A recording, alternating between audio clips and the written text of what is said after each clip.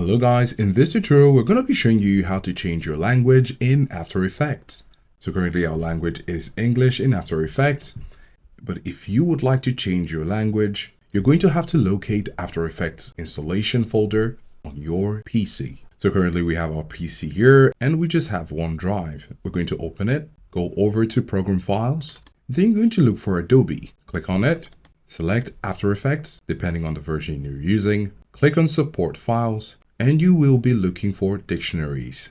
Clicking on dictionaries, and right here we have about 9 languages. You could also see the mnemonic of the language. So for example, this is Dutch, Spanish, French, Italian, and etc. So for example, if we want to change it to Spanish, we can click on ES, and this is the file we have.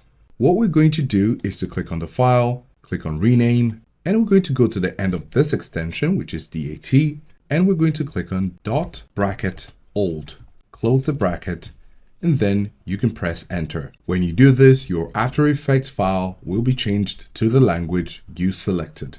After doing this, you want to restart your After Effects, and this will change the language. So this is how to change language in After Effects.